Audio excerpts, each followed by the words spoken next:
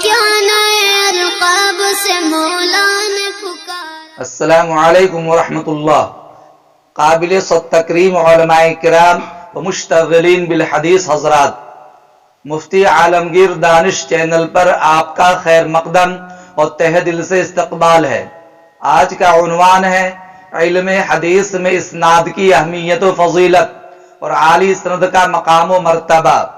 سامعین با تمکین، آپ اس بات سے واقف ہیں کہ عالی سند کے حامل محدث کبیر شیخ المشائخ حضرت مولانا سید یحییٰ ندوی دامت برکاتہم العالیہ کی مجلس اجازت حدیث قراءت و سماع و عنایت عالی اسانید 15 جون 2022 عیسوی بروز بدھ بعد نماز مغرب جامعہ اسلامیہ بنجاری میں منعقد ہوگی۔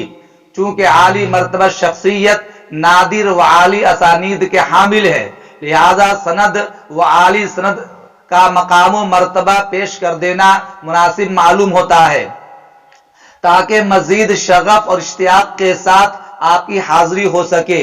احباب محترم، سند یا اسناد اس امت محمدیہ کی خصوصیت اور طرۂ امتیاز ہے جو دیگر امتوں کو حاصل نہیں۔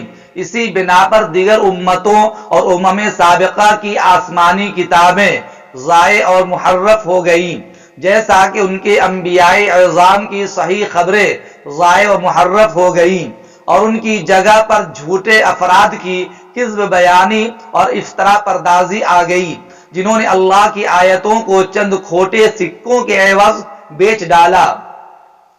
خبروں کو نقل کرنے میں اسانید کے نقل کا اہتمام اس امت مسلمہ کی تاکیدی سنت رہی ہے، جو ایک شعار اسلامی کا درجہ رکھتی ہے۔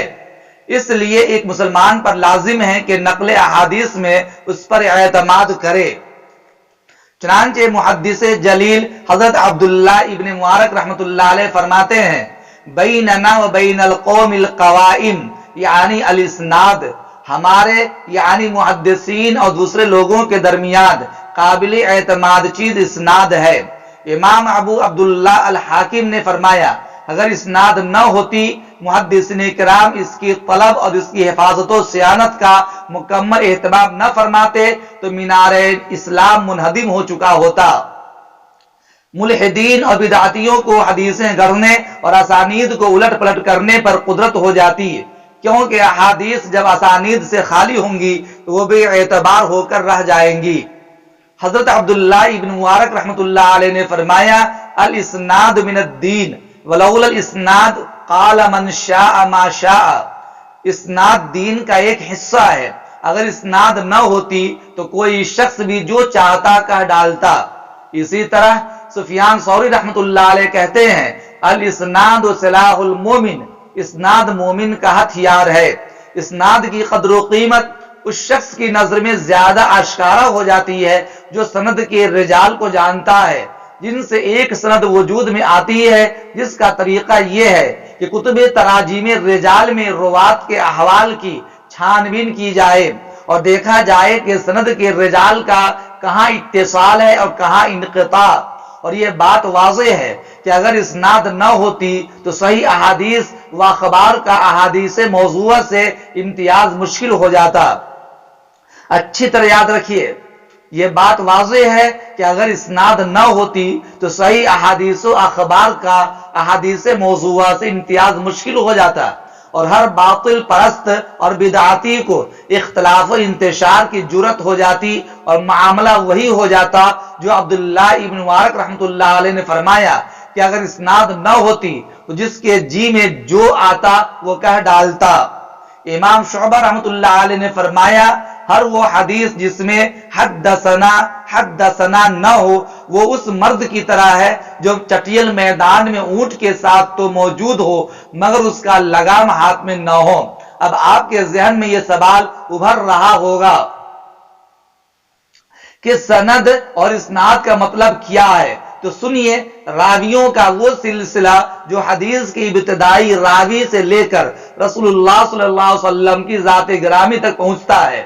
اس کی مثال امام بخاری رحمۃ اللہ علیہ کی اپنی صحیح میں بیان فرمودہ حدیث ہے، حدثنا مسدد قال حدثنا يحيى عن شعبة عن قتادة عن انس رضي الله عنهم عن النبي صلى الله عليه وسلم قال لا يؤمن احدكم حتى يحب لاخيه ما يحب لنفسه. ذی احتشام سامعین، اب آئیے اصل مقصد جس کے لیے آپ دور دراز کا سفر کر کے جامعہ اسلامیہ بنجاری میں تشریف لانے والے ہیں، اور پیرانہ سالی کے باوجود محدث کبیر حضرت مولانا یحییٰ ندوی کو مدعو کیا گیا ہے. یعنی عالی سند کا مطلب کیا ہے تو سنیے. حضرات محدثین کے نزدیک علو اسناد بہت مرغوب تھی. اس کی وجہ یہ تھی وہ صحت اور قلت خطا کے زیادہ قریب تھی، کیونکہ سند کے ہر راوی سے خطا ممکن ہے. اس لیے روات جتنے زیادہ ہوں گے سند اتنی ہی طویل ہوگی، جس میں خطا کے امکانات بڑھ جاتے ہیں، اور راوی جتنے کم ہوں گے امکان خطا اتنا ہی کم ہو جاتا ہے. گویا وہ روایت جس کی روات بہت کم ہو سند عالی کہلاتی ہے. صاحب مقدمہ ابن الصلاح نے فرمایا سند عالی اس سند کو کہا جاتا ہے جس میں راویوں کی تعداد دوسری سند کے راویوں کی نسبت کم ہو، اور سند نازل وہ ہے جس میں راویوں کی تعداد دوسری سند کی نسبت زیادہ ہو. عالی سند کی بڑی فضیلت و اہمیت ہے. صاحب مقدمہ ابن الصلاح فرماتے ہیں قال الامام احمد بن حنبل طلب الاسناد العالی سنت امن سلف. امام احمد ابن حنبل نے فرمایا عالی سند کا طلب کرنا سلف صالحین کی سنت ہے. خطیب بغدادی رحمت اللہ علیہ فرماتے ہیں امام احمد ابن حنبل سے اس شخص کے بارے پوچھا گیا جو عالی سند طلب کرتا ہے. آپ نے فرمایا عالی سند کا طلب کرنا سلف صالحین کی سنت ہے، کیونکہ عبداللہ کے اصحاب کوفہ سے مدینہ کی طرف سفر کرتے، حضرت عمر بن خطاب سے علم حاصل کرتے اور ان سے براہ راست احادیث کا سماع کرتے تھے. صاحب مقدمہ ابن صلاح نے کہا امام الجرح والتعدیل یحییٰ ابن معین سے ان کے مرض وصال میں پوچھا گیا آپ کی کیا خواہش ہے؟ تو آپ نے فرمایا خالی گھر اور عالی سند. بہت بڑے زاہد اور عالم محمد ابن اسلم الطوسی سے مروی ہے، وہ فرماتے ہیں سند کا قرب اللہ تعالی کا قرب ہے.